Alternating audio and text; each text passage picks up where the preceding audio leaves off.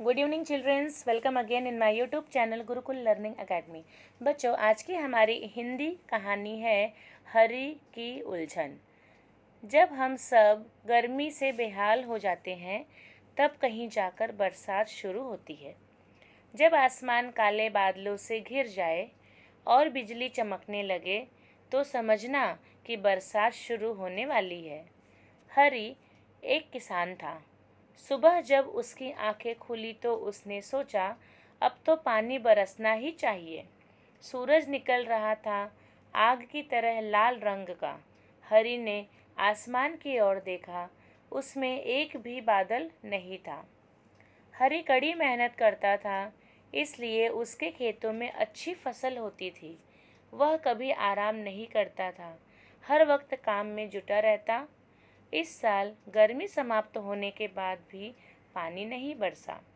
किसी ने कहा, हमें पशु बलि देनी चाहिए, उससे देवता प्रसन्न होकर पानी बरसा देंगे। हरि ने कहा, हर साल बिना बलि दिए ही बरसात होती रही है, तो अब पशु बलि देने की क्या ज़रूरत। सारा दिन हरि बरसात के बारे में ही सोचता रहा। आखिर उसने तय किया कि शहर के मौसम विभाग में जाकर ही बारिश की जानकारी ली जाए। दूसरे दिन वह मौसम विभाग में पहुंचा। वहां पूछताछ करने पर पता चला कि उन्हें भी इस बारे में कोई जानकारी न थी। वह थका हारा अपने गांव लौटने लगा।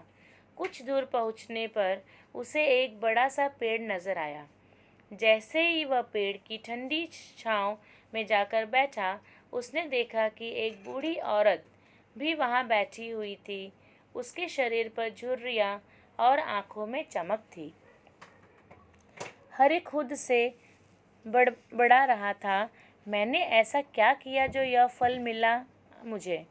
इतनी ईमानदारी और मेहनत से काम करने के बावजूद पानी नहीं बरसता। बिन बरसात तो खेतों में कोई भी काम नहीं हो सकता। यह सब सुनकर बुढ़िया को लगा जैसे हरि उसी से बात कर रहा हो। बुढ़िया ने कहा, शायद तुमने ज़रूरत से ज़्यादा मेहनत की है बेटे।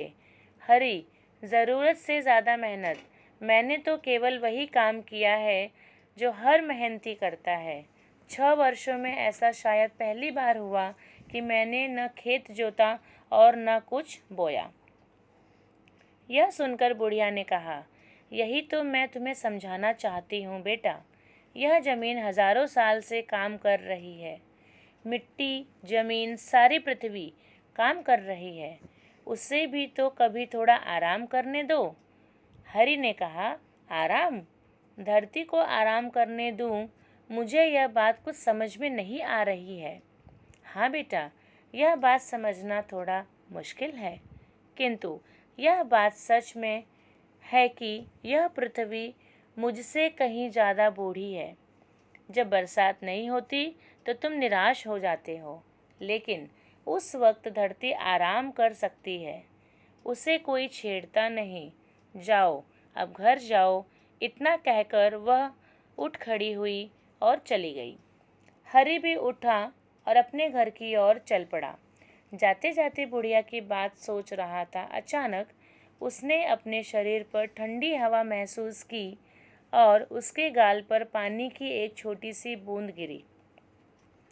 उसने झट से आसमान की ओर देखा।